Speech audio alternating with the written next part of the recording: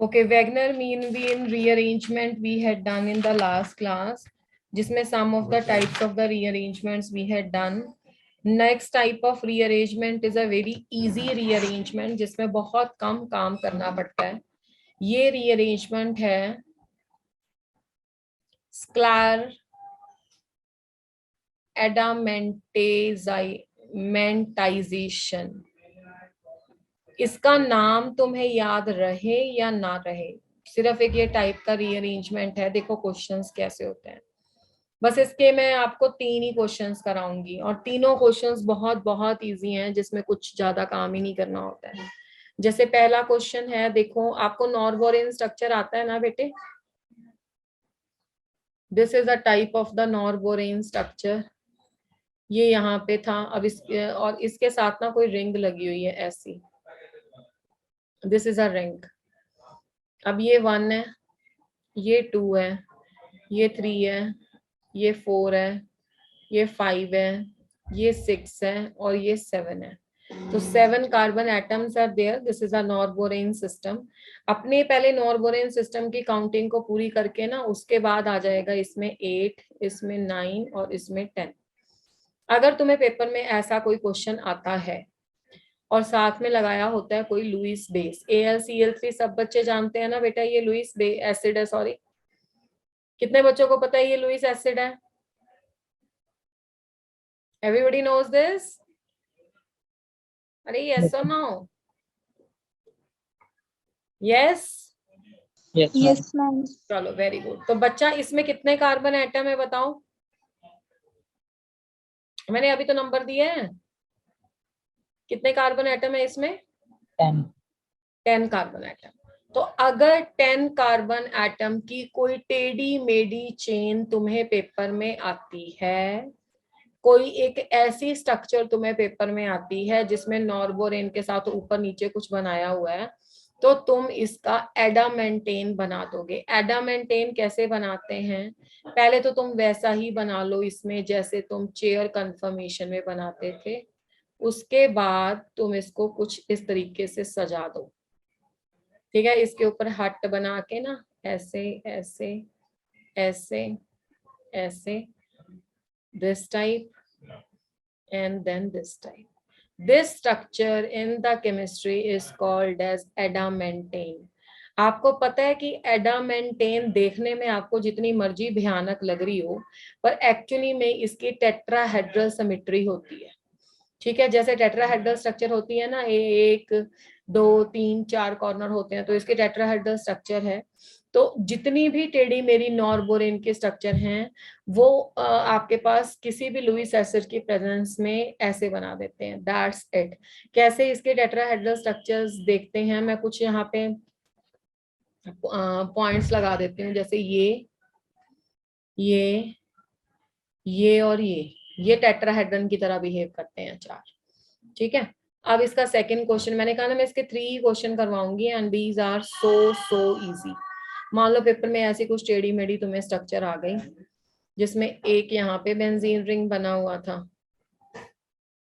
एक यहाँ पे बेंजीन रिंग बना हुआ था, और इसको जब हमने हीट किया और यहाँ पे कितने हैं देखो, ये 3 साइकिल एक है ना, कार्बन गिन लो 1 2 3 4 5 6 7 8 9 10 11 12. तो इसमें कार्बन एटम कितने हैं? 12 कार्बन. तो हमें तो पता है कि कोई भी टेढ़ी मेढ़ी स्ट्रक्चर हो, चाहे हीट करें चाहे लुईस एसिड बने, तो एडामेंटेन बन जाएगा. तो बस तुम्हें पेपर में सिर्फ एक ही काम करना है कि पेपर में जाके ये एडामेंटेन की स्ट्रक्चर बना देनी है और इसको ऐसे कनेक्ट कर दिया. अब आप बोलोगे कि मैम 2 कार्बन एटम तो बच गए. तो 2 कार्बन एटम जहां पे तुम्हारा टेट्राहेड्रल पोजीशन था ना, वहां पे लगा देने हैं. जैसे एक मैंने यहाँ पे लगा दिया, एक यहाँ पे लगा दिया. तुम्हारी मर्जी है, तुम यहाँ भी लगा सकते हो, यहाँ लगा सकते हो, यहाँ लगा सकते हो. बस काम खत्म. Is it tough? मतलब इसको ऐसे बोल सकते हैं कि ये वाला सिस्टम आपका स्ट्रेन्ड होता है, और अगर इसको स्ट्रेन रिलीज करना है तो ये एडामेंटेन बन जाएगा. Is that clear now? Yes, ma'am. एक क्वेश्चन दूं या बहुत है, समझ में आ गया? अच्छा, 14 कार्बन एटम हो तो कैसी चेन बनाओगे, करके दिखाना चलो एक, ठीक है? I am giving you a time to try this question so that you get to know कि कैसे बनेगा. Third question of this category is कि one structure is this, one structure is this, one is this. तीन ऐसी structures को mix कर दिया, cyclohexane को, और हीट कर दिया. चलो कौन बच्चा बताएगा मुझे क्या बनेगा? सोच लो 1 मिनट, थिंक अबाउट इट कि क्या बनेगा जल्दी से.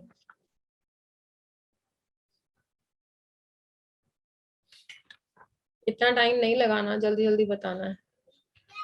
What will be the product?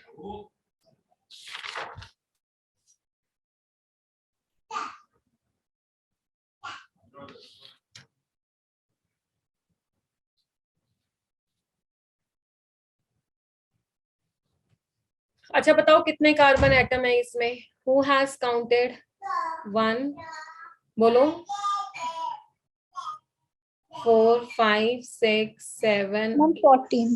शाबाश, 9, 10, 11, 12, 13, 14. तो इसमें कितने कार्बन एटम है? 14 कार्बन एटम है. तो जो 14 कार्बन एटम है उस पे हमने अगर हीट कर दिया तो सबसे पहले तो क्या बनेगा अपना? क्या सिखाया था क्या बनेगा? ऐसे एडामेंटेन की स्ट्रक्चर बन जाएगी. अब इसमें तो 10 कार्बन एटम है, फिर कौन सी पोजीशन बताई थी? तो यहाँ पे क्या लग जाएगा फिर? CH3 CH3 CH3 every time. ठीक है, बन गया, खत्म. और इसकी ड्राइविंग फोर्स क्या है इस रिएक्शन की? The driving force of this reaction is, driving force of this reaction is stability of the adamantane structure. Stability of the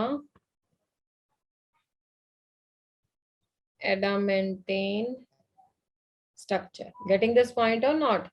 मतलब नॉर्मल वाली स्ट्रक्चर में क्या होता है, हमारे पास स्ट्रेन होता है. अगर ये वाली स्ट्रक्चर आ जाती है एडामेंटेन तो स्ट्रेन प्रूफ होती है. बस इसके 3 ही क्वेश्चन है. मैं एक बार फिर से रिपीट कर देती हूँ, अगर किसी बच्चे को कोई भी डाउट रह गया तो he or she can ask. Now what we had discussed till now बेटा, we had just discussed कि अगर आपके पास किसी भी स्ट्रक्चर में बहुत स्ट्रेन है, let us suppose that we are having the total of 10 member structure. तो 10 मेंबर स्ट्रक्चर मतलब नॉर्बोरियन स्ट्रक्चर में कुछ एक्स्ट्रा पार्ट उन्होंने लगाया हुआ है. तो in order to make the stability of this structure ना, we have to convert into the adamantane. Adamantane actually में फ्रेमवर्क आपको डिफिकल्ट लग रहा है, बट ये टेट्राहेड्रल अरेंजमेंट ही होता है जिसको इस तरीके से ज्वाइन किया है. इसमें टोटल 10 कार्बन आते हैं और ऐसी स्ट्रक्चर में आके आपकी स्ट्रक्चर रिलैक्स हो जाती है, उसका स्ट्रेन खत्म हो जाता है. मान लो 12 कार्बन आ गए तो कोई भी 2 पोजीशन पे आप CH3 CH3 लगा देना. 14 कार्बन आ गए तो जो 4 टेट्राहेड्रल पोजीशंस बताई हैं उस पे आप CH3 CH3 लगा देना. इज दैट क्लियर और not? Yes, ma'am. Any doubt bete in this? Anybody who is facing any doubt, he or she can ask. किसी को इसमें कुछ पूछना है बच्चा? Or it is clear to everyone? अगर तुम्हें बताओगे नहीं तो मुझे कैसे पता लगेगा भाई? अच्छा थम्स अप करो जिन बच्चों को समझ में आ गया, एक थम्स अप का साइन दो. रोहित को समझ आया बस 2 3, बाकी सो रहे हो क्या या ब्रेकफास्ट कर रहे हो आराम से? 4. नैना, पर्णिका, आप लोगों को समझ नहीं आया बेटे? पलक आ गया है, यस. चलो अगला स्ट्रक्चर देखते हैं. नेक्स्ट कैटेगरी ऑफ क्वेश्चंस है सेमी पिनाकॉल रीअरेंजमेंट. पिनाकॉलॉन हमने लास्ट क्लास में किया था, तो this is a semi pinnacle rearrangement. Semi pinnacle rearrangement का मतलब होता है, पिनाकॉल रीअरेंजमेंट किसी बच्चे को याद है? कौन बताएगा क्या होता था? हमने लास्ट क्लास में पढ़ा था बिफोर द पेपर डिस्कशन. देखो मैंने ये सिर्फ 30 क्वेश्चंस कराने हैं, these are extremely important question, इनमें से ये कॉन्सेप्ट डायरेक्ट यूज हो जाते हैं एग्जाम में, तो please be positive, please to show your enthusiasm in a discussion. अगर तुम ऐसे चुप करके बैठे रहोगे तो मुझे भी नहीं पता लगेगा समझ आ रहा नहीं आ रहा। कोई बच्चा क्लास में जिसे पता हो कि पिना कॉलोन में क्या किया था, what we had done, adjacent carbon atom पे OH ग्रुप होते थे, यस और नो? Yes ma'am. तो एडजेसेंट कार्बन एटम पे जब OH ग्रुप होते थे तो एसिडिक कंडीशन में कार्बोकेटाइन फॉर्म होता था, फिर मोर स्टेबल कार्बोकेटाइन की तरफ इसका रीअरेंजमेंट करते थे, ठीक है ना? तो अब सेमी पिनाकॉल रीअरेंजमेंट पे 2 OH नहीं होते हैं, इसमें थोड़ा सा कुछ चेंज है। जैसे इसकी example we people can do PH C CH3 OH C NH2 CH3 and H, ठीक है? ये जैसे आपके पास एक क्वेश्चन आ गया और साथ में लिखा हुआ आ गया HNO2, तो आपको इससे क्या पता लगेगा? ये पिनाकोलॉन नहीं है, ये सेमी पिनाकोलॉन है। सेमी पिनाकोलॉन का मतलब क्या होता है कि देयर इज वन NH2, या बोल सकते हो different group, one different group with respect to, या आप ऐसा सिंपल लैंग्वेज में लिखो, there is one different group in the place of OH। अगर सिंपल OH होता तो उसे हम क्या बोलते हैं? पिनाकोलॉन। दोनों जगह OH OH होता है तो उसे हम पिनाकोलॉन बोलते हैं। कार्बोकेटाइन बनाते हैं, मोस्ट स्टेबल बनाने के लिए शिफ्टिंग करते हैं, रीअरेंजमेंट होता है उसमें, then will give a product, ठीक है? इसमें ऐसा नहीं है, इसमें एक NH2 ग्रुप है। अच्छा, कौन बच्चा बताएगा कि जब NH2 और HNO2 होता है तो क्या फॉर्म होता है? कौन सा रिएक्शन है ये? What is this reaction? जब HNO2 नाइट्रस एसिड की प्रेजेंस में एनिलीन से क्या फॉर्म होता है आइस कोल्ड कंडीशंस में? कोई रिएक्शन कभी जिंदगी में आइस, क्या हो गया आज तुम लोगों को? पहली बार क्लास ले रहे हो क्या? आइस कोल्ड कंडीशंस में कभी HNO2 का NH2 के साथ हमने क्लास में रिएक्शन की है?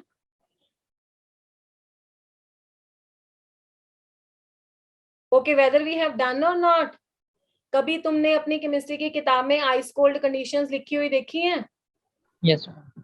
कौन से रिएक्शन में होती हैं ice cold conditions? If you people will not reply, how I will get to know? एक दो बच्चे क्लास में जो रिप्लाई करते हैं वो नहीं है तो बाकी चुप करके थोड़ा बैठोगे? नहीं तो मैं कैमरा ऑन करवा लूंगी सबका। कौन बच्चा मुझे बताएगा? हाँ जी जरा मुझे कौन बताएगा? अंकिता शर्मा। बच्चा कौन सा रिएक्शन है जिसमें हम आइस कोल्ड कंडीशंस लेते हैं और NH2 और HNO2 प्रेजेंट होता है? BTC की फुल फॉर्म क्या होती है, चलो बताओ? What is the full? Diazonium chloride. हाँ, बेंजीन डाइजोनियम क्लोराइड। तो बेंजीन डाइजोनियम क्लोराइड की तो फॉर्मेशन होती है बेटा आइस कोल्ड कंडीशन में। तो आंसर तो देना पड़ेगा ना क्लास में।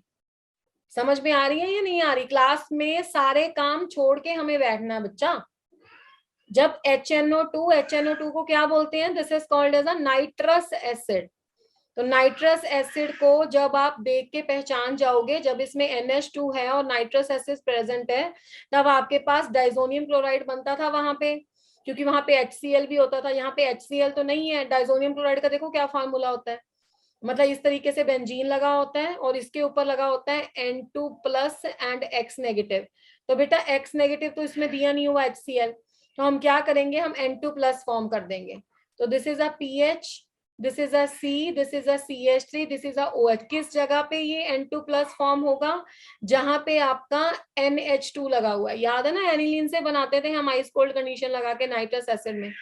तो यहाँ पे क्या बन जाएगा? यहाँ पे आपका बन जाएगा N2 प्लस। बाकी सारा रिएक्शन जो हमने लास्ट क्लास में, मतलब पेपर डिस्कशन से पहले जो पढ़े थे, उसमें हमने जब पिनाकोलॉन वाला किया था वही है। N2 plus nitrogen is a good leaving group, yes और नो? यस और नो बेटा? Is the nitrogen good leaving group? Nitrogen gas है कि नहीं भाई? Yes ma'am. तो सिर्फ अभी की रिस्पॉन्सिबिलिटी नहीं है आंसर देना, सब बच्चों को आंसर देना है। अगर आप क्लास में टाइम स्पेंड कर रहे हो, क्लास में बैठे हो आके, तो सीख के जाना है बेटे। नेक्स्ट ईयर नहीं है तुम्हारा पेपर, अभी है। तो N2 प्लस बच्चा जी अनस्टेबल है, तो ये क्या जाएगा, ये रिएक्शन से बाहर जाएगा।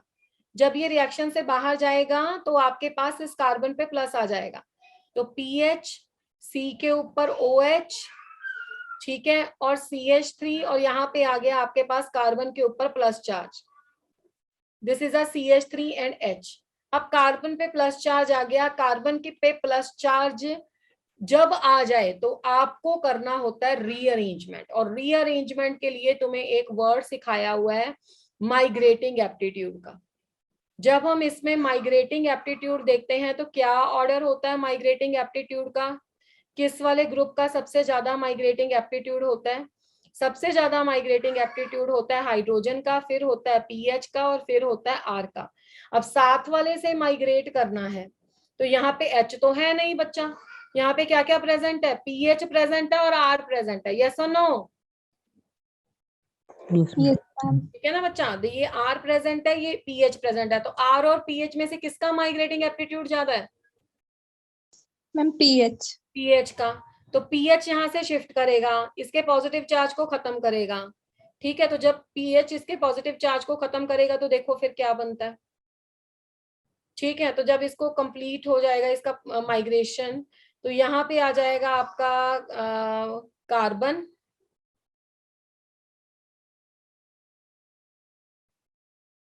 कार्बन पे आ गया आपका एक साइड पे OH, यहाँ पे आ गया CH3, और यहाँ पे हमने किसको माइग्रेट कर दिया बेटे, यहाँ पे हमने माइग्रेट कर दिया पीएच को। तो पीएच को माइग्रेट कर दिया तो इस कार्बन पे प्लस आया। अब इस कार्बन पे प्लस मैंने क्यों लाया है, क्या ड्राइविंग फोर्स है? ड्राइविंग फोर्सेस की जो लोन पेयर ऑफ इलेक्ट्रॉन है वो इसको स्टेबलाइज कर रहे हैं, जिसको हम बोलते हैं प्लस एम इफेक्ट। मतलब यहाँ का जो कार्बोकटाइन है that is stabilised by the plus M effect, stabilised by the plus M effect. तो ये लोन पेयर ऑफ इलेक्ट्रॉन अपने दे देगा। पहले मैं अगली स्लाइड बता दूं फिर दोबारा से बताऊंगी इसका। C के साथ CH3 है, जब इसने अपने इलेक्ट्रॉन्स दे दिए तो यहाँ पे प्लस चार्ज आ गया, और साथ में क्या आ गया, साथ में आपके आ गया कार्बन के H, PH और CH3, H, PH और CH3, ठीक है जी। और यहाँ पे H भी था इसके साथ लगा हुआ तो ये H भी लग गया। अब क्या करेंगे जी, ऑक्सीजन का पॉजिटिव चार्ज हटाने के लिए हम हाइड्रोजन अपनी कुर्बानी दे देगा, ठीक है ना। हाइड्रोजन अपने इलेक्ट्रॉन देके बाहर निकल जाएगा, माइनस ऑफ हाइड्रोजन प्लस हो जाएगा, तो आपके पास आंसर आ जाएगा C double bond O, this is CH3, this is CH, PH and CH3, this is a product, ठीक है। ये आपके पास प्रोडक्ट बनता है। ऐसा ही प्रोडक्ट आपका पिनाकोलॉन में बनता था, पर ये पिनाकोलॉन नहीं है, ये सेमी पिनाकोलॉन है। अच्छा, मैं एक बार ये मैकेनिज्म आपको दोबारा बताऊंगी,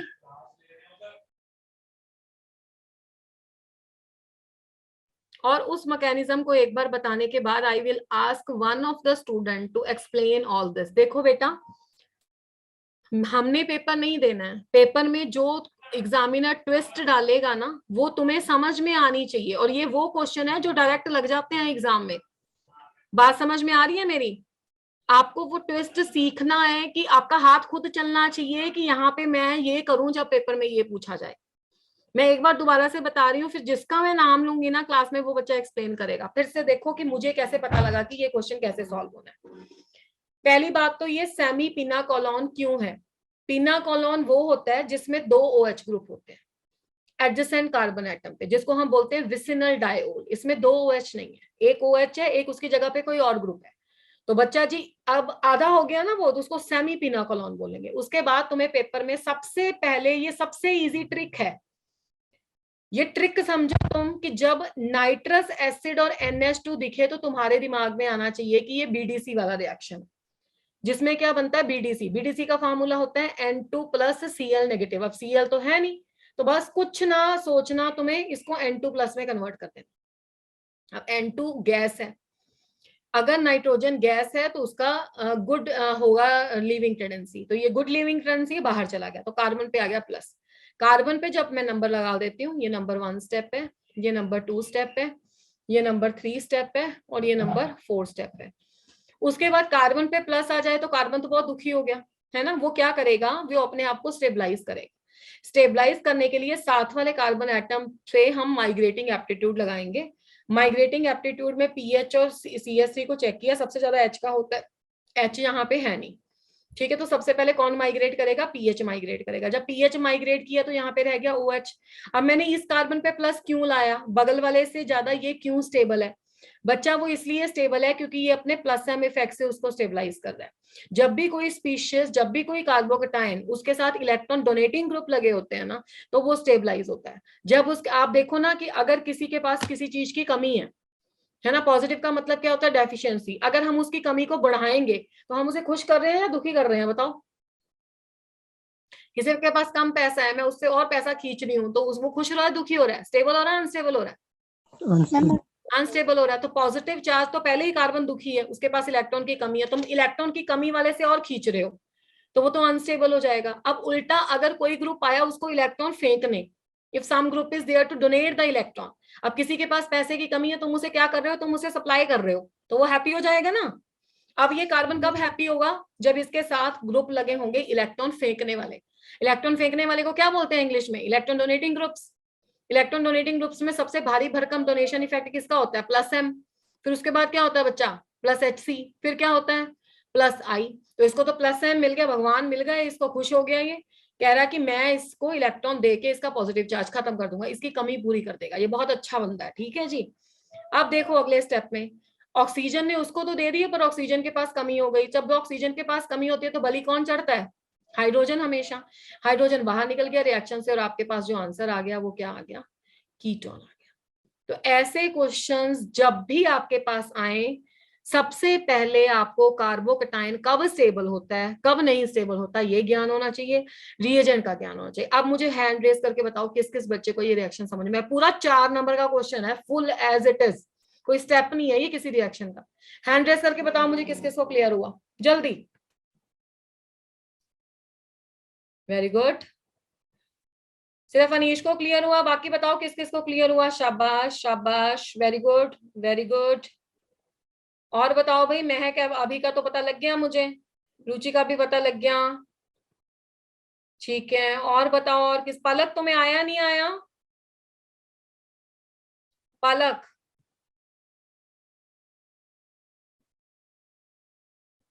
मैम प्लीज रिपीट करो। कहाँ से रिपीट करूं? रोहित बताओ क्या नहीं क्लियर हुआ? रोहित टेल मी बेटा, कहाँ से नहीं समझ में आया? मैम फर्स्ट से।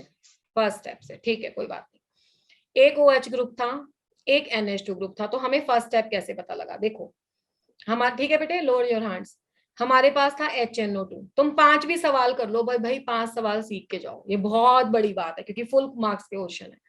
HNO2 होता है नाइट्रस एसिड। नाइट्रस एसिड जब NH2 को देखता है ना, तो BDC का प्रेपरेशन होता है, इसे डेंजनोव रिएक्शन कहते हैं। अगर किसी को इसका थोड़ा सा ज्ञान कम है तो मैं इस सर्कल में लिख देती हूँ। देखो हमने ये ऐसा पढ़ा हुआ रिएक्शन कि बेंजीन है, इस पे NH2 लगा है, इस पे हमने डाल दिया HNO2, NaCl 0 to 5 केल्विन, तो आपके पास बन जाता है BDC। ये अभी सब बच्चों को याद था, N2 प्लस और Cl नेगेटिव, ठीक है। अब इस क्वेश्चन में ना NaCl नहीं दिया हुआ, मतलब Cl नहीं है, ठीक है। तो हमने सिर्फ यहाँ पे बना दिया N2 प्लस, तो ये मैंने डायरेक्ट लगाया है जो हमने पढ़ रखा है विद मैकेनिज्म। तो आपको पहचानना है पेपर में कि NH2 और HNO2 nitrous acid N2 plus दे देते हैं। उसके बाद N2 प्लस अनस्टेबल है, तो उसको इलेक्ट्रॉन चाहिए, तो ये इलेक्ट्रॉन लेके बाहर निकल जाता है, तो कार्बन पे आ गया प्लस चार्ज। जब कार्बन पे प्लस चार्ज आ गया तो कार्बन का प्लस चार्ज इस कार्बन पे लाना है, क्योंकि ये तो इलेक्ट्रॉन देके इसको स्टेबल कर देगा। इस ग्रुप पे लाने के लिए यहाँ से किसी को उधर जाना पड़ेगा, तो वहां पे माइग्रेटिंग एप्टीट्यूड देखेंगे। माइग्रेटिंग एप्टीट्यूड तुम्हें सिखाया है, H का सबसे पहले होता है, फिर पीएच, फिर R। तो पीएच यहाँ से माइग्रेट करेगा, तो अब कार्बन पे प्लस आ गया, कार्बन पे प्लस को इसका प्लस एम इफेक्ट स्टेबलाइज कर देगा, तो यहाँ पे डबल बॉन्ड आ जाएगा। तो जब यहाँ पे डबल बॉन्ड तो आ गया, पर ऑक्सीजन के ऊपर प्लस चार्ज आ गया। अब ऑक्सीजन के ऊपर प्लस चार्ज को स्टेबलाइज करने के लिए हाइड्रोजन बाहर चला जाएगा, कीटोन बन जाएगा। क्लियर हुआ रोहित? Ma'am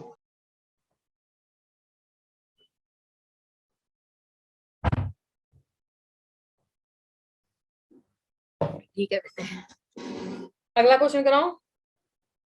yes ma'am. 3 2 5 हो गए, इसको क्वेश्चन नंबर 4 लिख लेते हैं। पहले वाला तो आसान ही थे, बस रिंग ही बनाना है। 5 नंबर, 5 मतलब कैटेगरी सेकंड ही है। चलो अब तो मैं एक ब्यूटीफुल सा क्वेश्चन कराते हैं।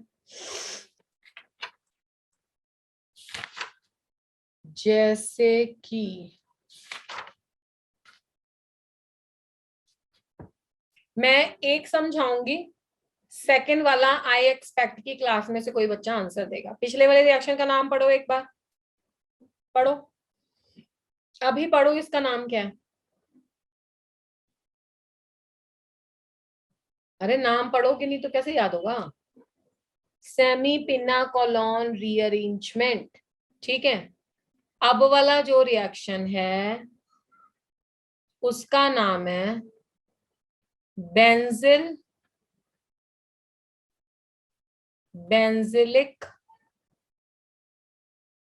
रीअरेंजमेंट।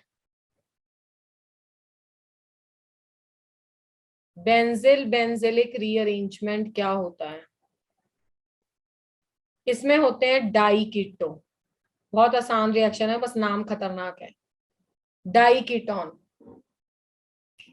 मैंने लगा दिया CH3 C double बॉन्डो C double बॉन्डो CH3।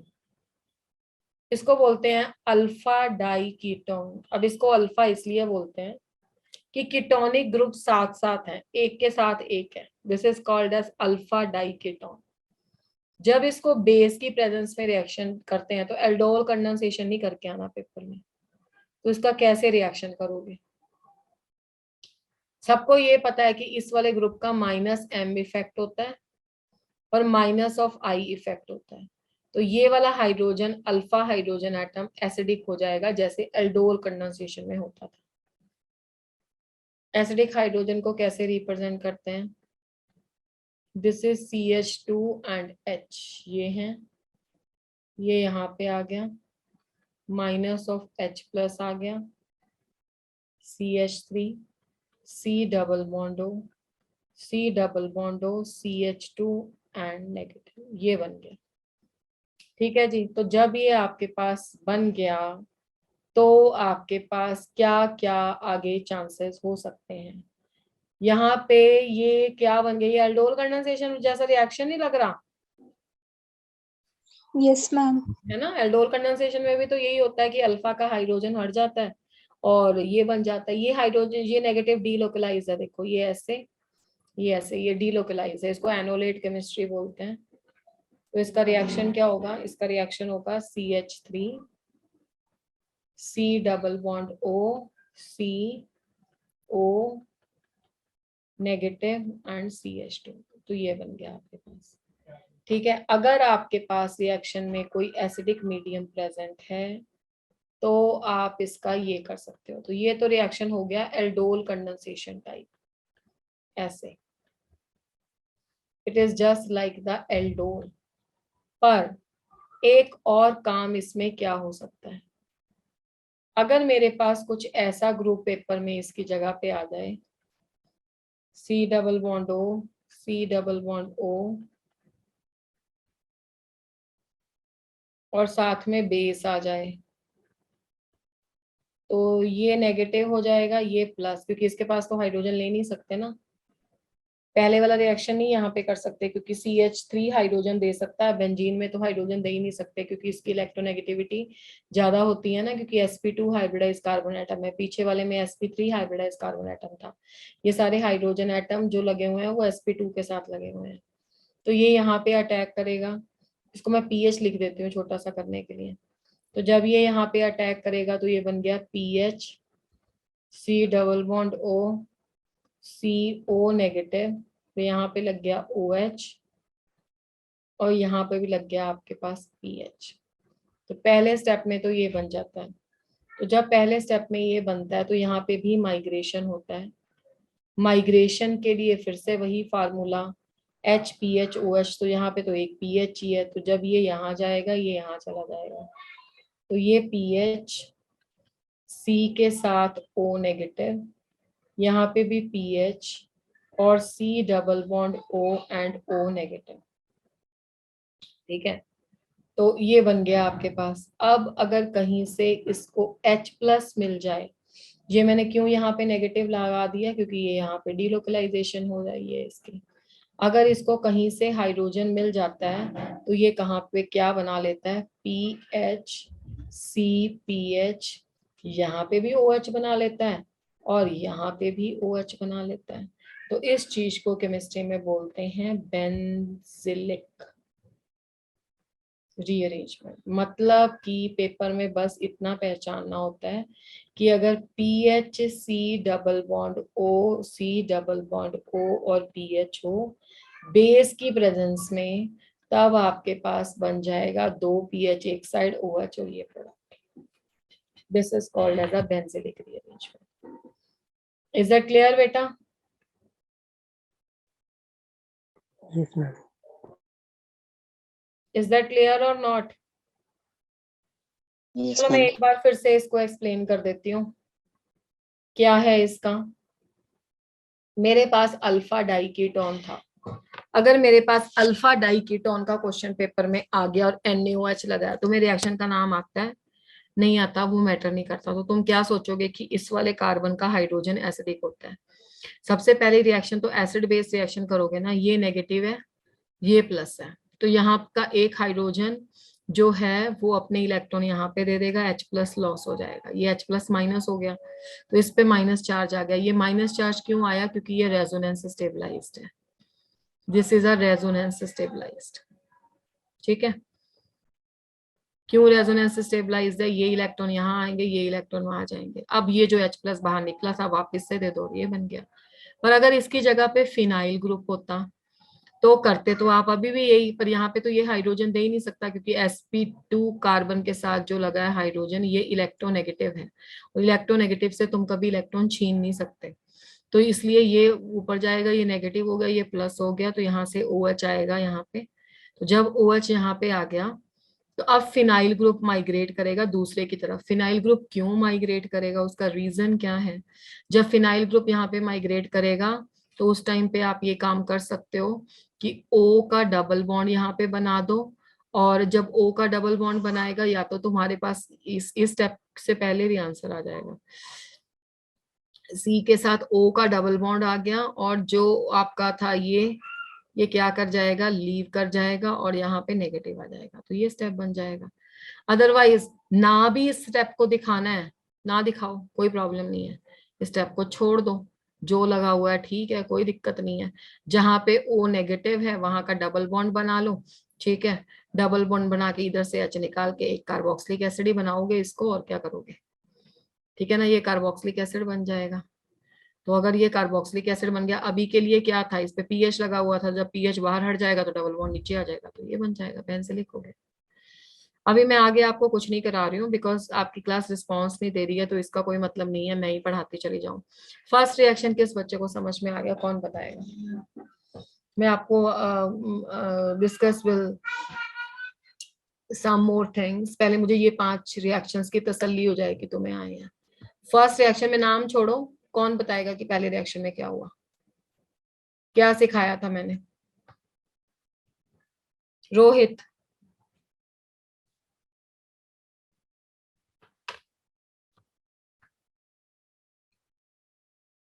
Rohit you have to explain it, मैं आगे नहीं चलूंगी।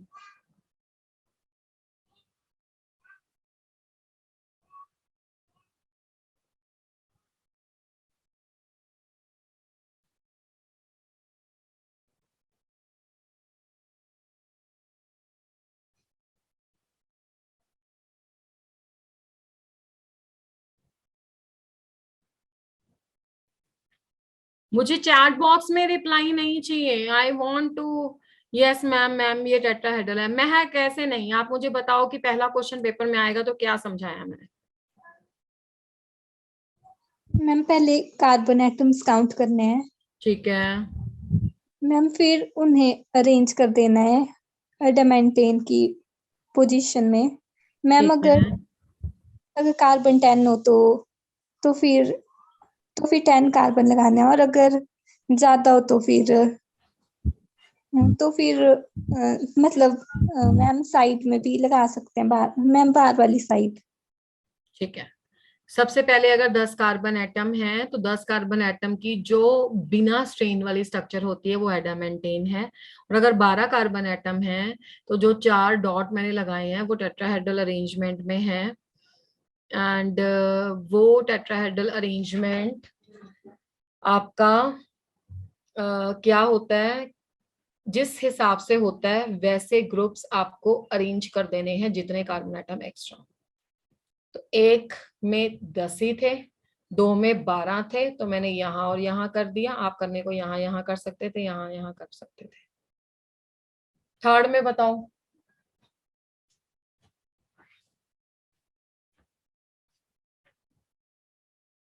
थर्ड में कौन बताएगा? थर्ड में अनीश बताएगा। यस अनीश। यस मैम, इसमें जब काउंट करें तो 14 कार्बन एटम थे, कार्बन थे, तो इसमें जब अरेंज करने तो इसकी टेट्राहेड्रल पोजीशन पे जो 4 अलग अलग लग जाएंगे एडामेंटेट के बाद। ठीक है, 14 थे तो बाकी जो 4 लग गए वो टेट्राहेड्रल वाली पोजीशन पे लग गए एक्स्ट्रा। बस ये अरेंजमेंट सिर्फ 14 तक ही हो सकता है। गुड।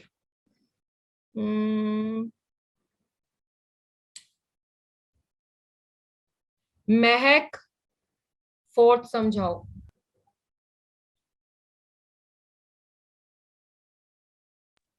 मैम ये सेमी पिनाकोलोन रिएक्शन है, तो इसमें एक NH2 ग्रुप है, तो फिर मैम यहाँ पे नाइट्रस एसिड है, तो फिर इसमें बेंजीन डाइजोनियम क्लोराइड वाला रिएक्शन होगा मैम। ठीक है, फिर मैम जो नाइट्रोजन है वो गुड लिविंग ग्रुप है, तो फिर मैम हम उसे मैम रिएक्ट करने के बाद मैम कार्बन को स्टेबलाइज करेंगे। ठीक है, कैसे स्टेबलाइज होता है कार्बन? मैम माइग्रेटिंग एम्पलीट्यूड से। शाबाश। पहली बात तो नहीं, माइग्रेटिंग एप्टीट्यूड से स्टेबलाइज नहीं होता। स्टेबलाइज तो होता है plus M plus H C और प्लस आई से, और इसका प्लस यहाँ पे लाना है क्योंकि ये इसको प्लस आई से स्टेबलाइज करेगा, या प्लस एम से या प्लस एच सी से, और उसके लिए माइग्रेटिंग एप्टीट्यूड देखना है। ये प्लस यहाँ पे लाओगी तो ये इसको लॉन पेयर देके स्टेबलाइज करेगा ना बेटे। Yes ma'am. तो इनका माइग्रेटिंग देखना। देखो मैम फिर ऑक्सीजन में इलेक्ट्रॉन डेफिशिएंट हो जाएंगे। ठीक है, अगला मैं भी स्लाइड भी कर देती हूँ। लो, ठीक है। मैम उसके बाद H plus group, ma'am H plus को रिमूव कर देंगे और कीटोन फॉर्म हो जाएगा। ठीक है, सेमी की पिनाकोलोन इसको क्यों बोलते हैं? पिनाकोलोन नहीं बोलते। मैम क्योंकि यहाँ पे एक OH ग्रुप है और एक NH2 है जो कि डिफरेंट ग्रुप है। ठीक है, दोनों OH होते तो रिएक्शन का क्या नाम था? मैम पिनाकोलोन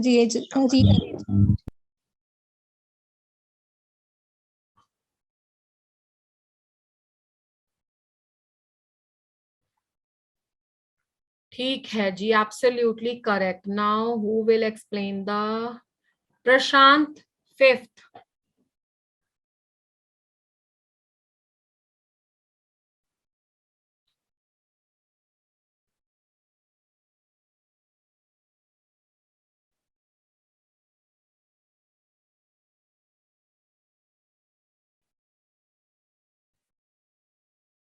प्रशांत, आपका नाम प्रशांत है? करिए, जिस बच्चे का नाम प्रशांत है फिफ्थ रिएक्शन को एक्सप्लेन।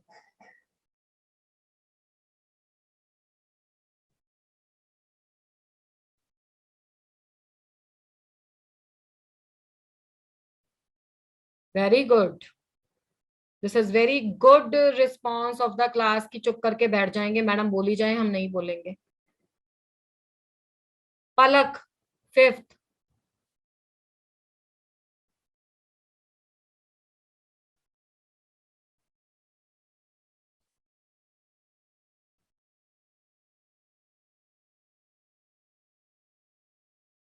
पलक,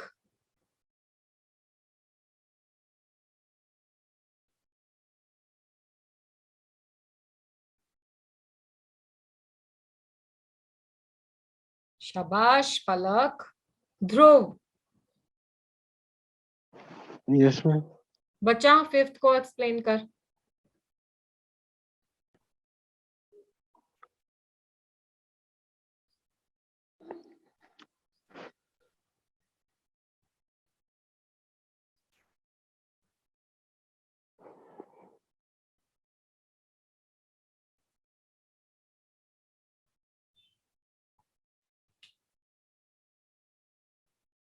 ध्रुव बच्चा एक्सप्लेन करो ये रिएक्शन बेंजिल बेंजिलिक रीअरेंजमेंट कैसे हुआ है। जितना समझ में आया उतना करिए। चलो शाबाश, I will help you where you will stuck. Ma'am जल्दी पहले जल्दी। पहले NaOH डिसोसिएट हो जाएगा ना, ठीक है, पॉजिटिव और नेगेटिव ठीक है। आएंगे। मैम फिर हम वो CH3 का बाउंड ब्रेक होगा, वहां पे हाइड्रोजन जुड़ जाएगा। बेटे ये वाला जो ग्रुप है ना, इसकी नेचर होती है इलेक्ट्रॉन विड्रॉइंग, इतना पता है आपको ध्रुव? Yes ma'am. ये इलेक्ट्रॉन विड्रॉइंग ग्रुप है, और इलेक्ट्रॉन विड्रॉइंग ग्रुप अगर इलेक्ट्रॉन खींचता है तो ये वाला हाइड्रोजन एटम क्या हो जाएगा? एसिडिक। Yes ma'am. तो अगर ये एसिडिक हाइड्रोजन एटम है तो ये भाग जाएगा। Yes ma'am. ठीक है, यहाँ पे H+ आ गया, यहाँ पे नेगेटिव चार्ज आ गया। ये नेगेटिव यहाँ पे क्यों आया बच्चा? क्योंकि ये रेजोनेंस स्टेबलाइज्ड है, ये यहाँ पे जाएगा, ये यहाँ पे जाएगा। ठीक है, अब बाकी जब ये यहाँ पे चला गया, ये नेगेटिव हो गया, तो बाकी तो जो H+ बाहर निकाला था अटैच कर दो, हो गया। Yes in ma'am. ऑल की तरह नहीं बना, पहले था कीटो, बाद में क्या बन गया? इनॉल। इसको बताओ, कौन बताएगा इसको? इसको बताएंगे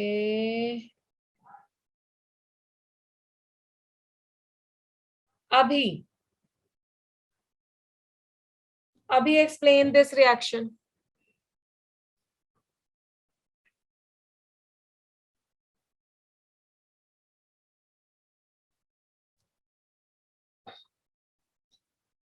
पलक, अभी, पलक यू टेल बेटा। महक, कौन बताएगा?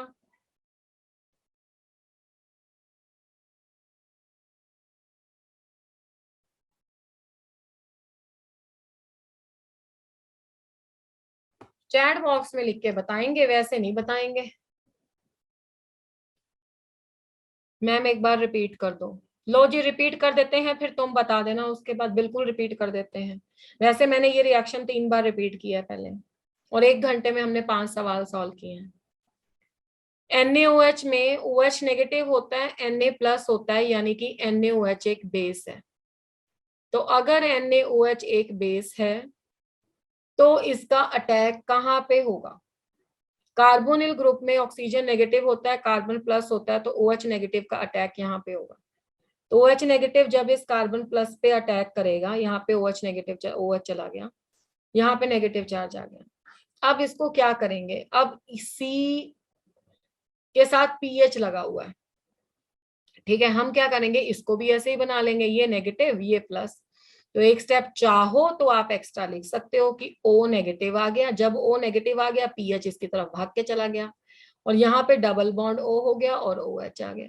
अगले में तो कुछ नहीं किया बेटे, मैंने जो H+ बाहर निकाला था वो ऐड कर दिया और ये बन गया। अब आ गया अभी आपको? Yes ma'am. अब बताओ। मैम NaOH में Na पॉजिटिव है, OH नेगेटिव है, तो जब हम इसकी रिएक्शन करवाएंगे तो H मतलब OH के पास चला जाएगा, OH मतलब C के पास चला जाएगा, पीएच बाहर रह जाएगा। उसके बाद रिएक्शन करवा के पीएच O नेगेटिव के पास चला जाएगा। ठीक है,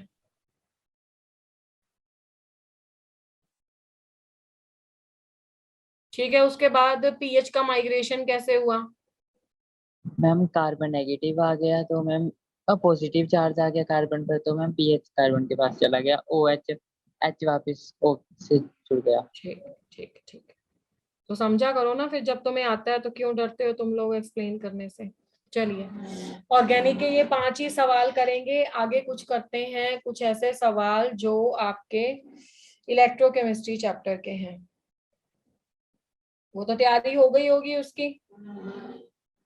I think everybody has learned, yes और नो? Yes ma'am. इलेक्ट्रो की तैयारी हो गई है बेटे? अच्छा, किस किस चैप्टर की तैयारी हो गई है वो बता दो।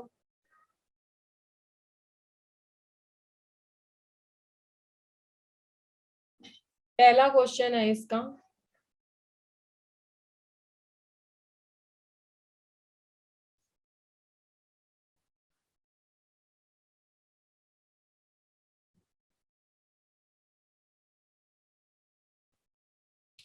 which is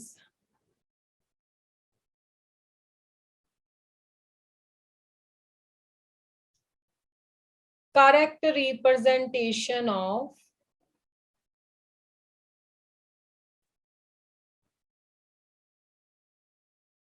for Nernst equation. The first is ERP is E naught of RP. RP को भी तुम खुद समझोगे कि क्या हो सकता है। 0.059 by N log of oxidant by reductant. The second is EOP, E naught of OP minus 0.059 by N log of oxidant by reductant. Third is EOP, E naught of OP plus 0.059 by N log of reductant by oxidant. And the fourth option is all of above. मैं पोल create कर देती हूँ, try to submit the पोल। चलिए, try to submit the poll answer.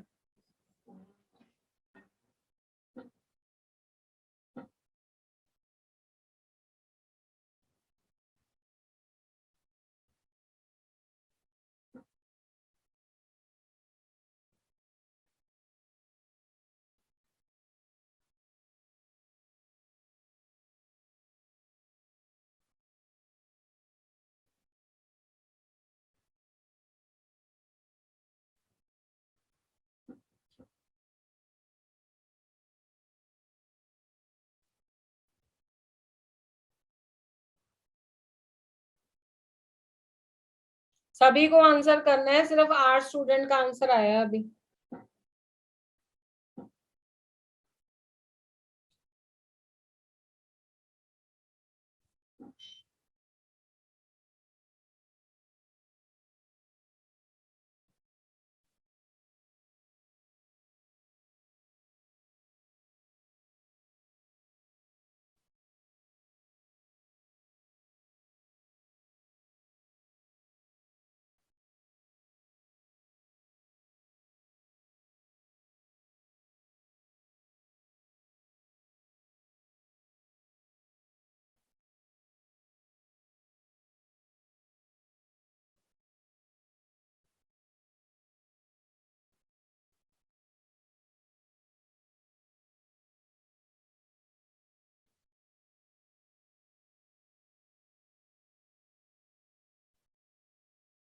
अभी भी सिर्फ 12 students का answer आया, 6 still are pending.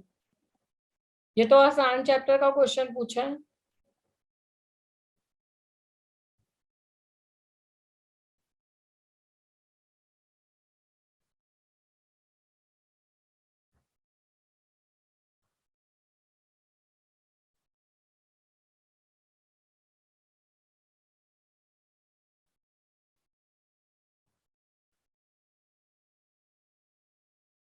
Still 5 students are pending.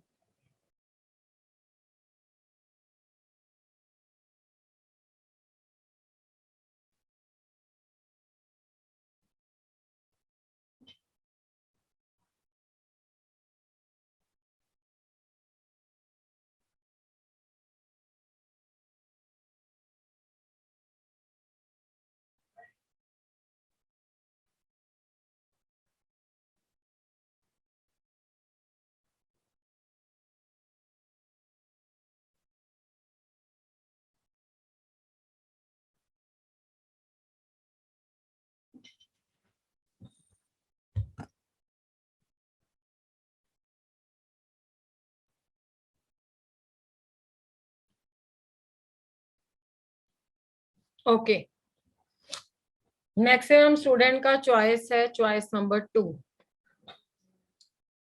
हाँ जी, क्या फॉर्म होती है आपकी नर्स्ट इक्वेशन की? Very easy question, because Nernst equation का सीधा एक्सप्रेशन पूछा हुआ है। नोबडी हैज आस्क्ड कि वो कैसे आया। कैसे लिखते हैं हम इक्वेशन? बेसिकली अगर मेरे पास एक चीज, आरपी का मतलब कौन बच्चा बताएगा क्या होता है? Ma'am reduction potential. और ओपी का मतलब क्या होता है? Ma'am oxidation potential. इतनी बात तो मानते हो? तो अगर मैं रिडक्शन पोटेंशियल में इक्वेशन लिखूं, ये Mn plus n electrons gives m in the solid state, ठीक है? And this is your metal. तो इसके लिए इक्वेशन क्या आएगी?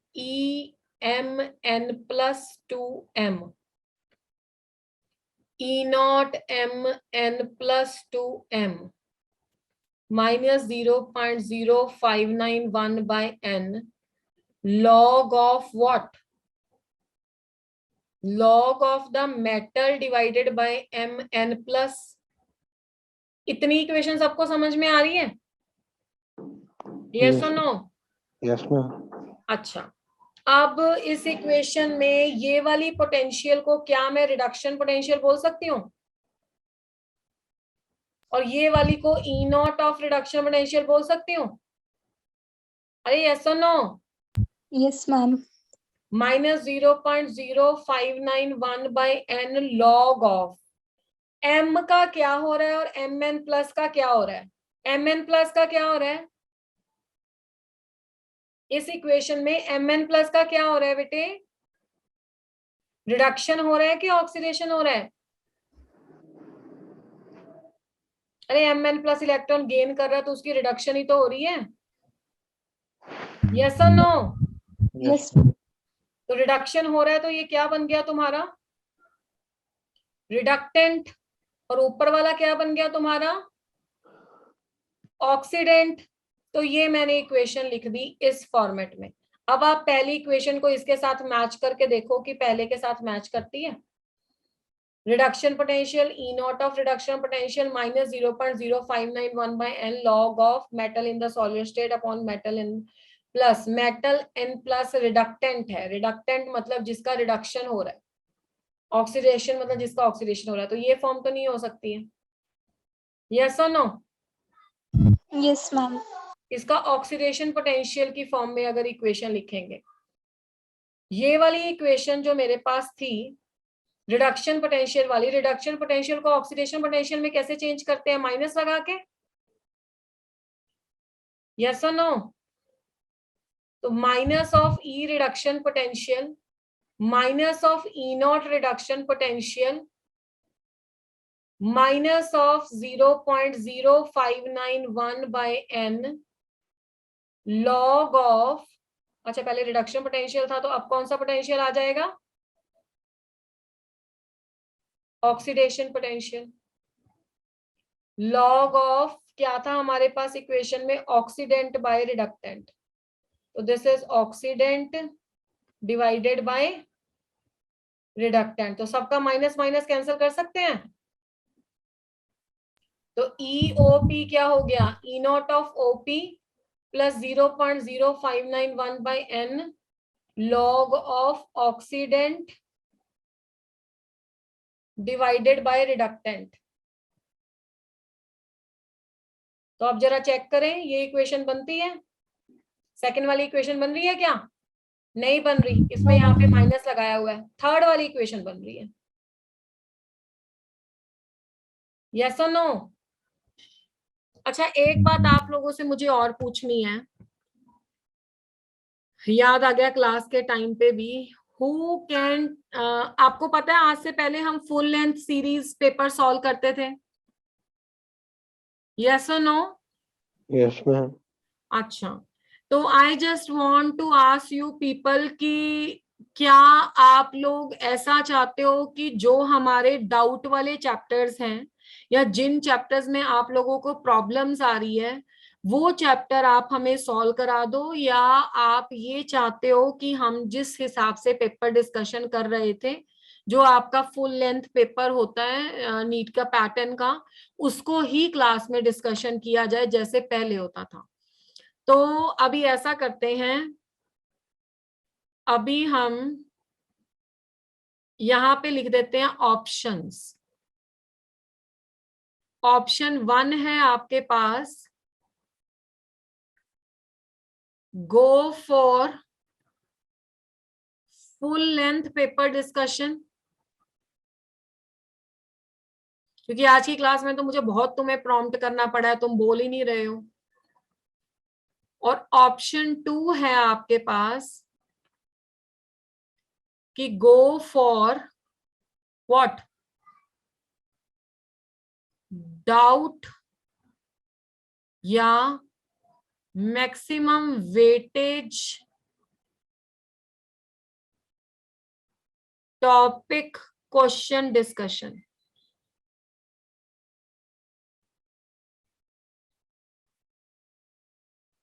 तो मैं पोल जनरेट करती हूँ, लेट्स चेक इट आउट कि आप लोग क्या चाहते हो। ए और बी में से आपको आंसर देना है, आपके हिसाब से ही करेंगे। अगर आप चाहते हो कि फुल लेंथ पेपर डिस्कशन हमारे लिए बेनिफिट है तो वो करेंगे, अगर आप चाहते हो कि हमसे डाउट ले लो और हमारे वो डाउट वाले टॉपिक का कॉन्सेप्ट समझा के क्वेश्चन सॉल्व करो, तो आपके लिए बी ऑप्शन है। और मैंने ये कोई ऐसा सवाल नहीं पूछा है जो तुम्हें कोई मुश्किल लगेगा, तो द बेटर चॉइस इज कि आप सबको आंसर देना है। ये तो मुश्किल भी नहीं है सवाल, 4 नंबर का भी नहीं है, -1 भी नहीं होगा।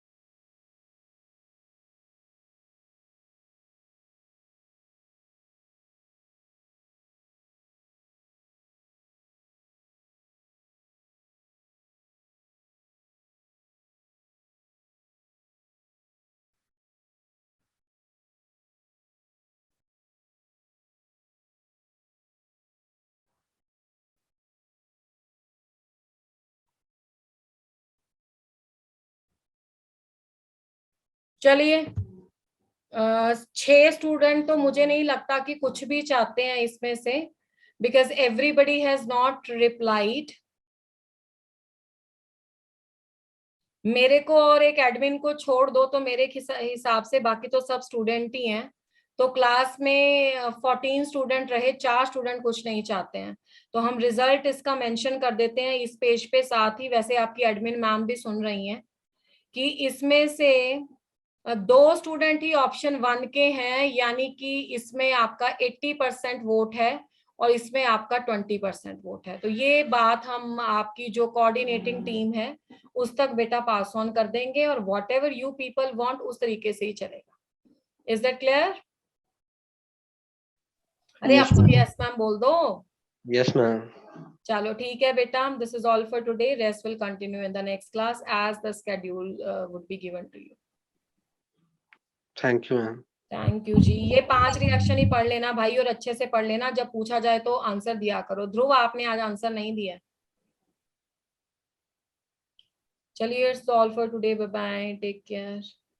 Yes ma'am.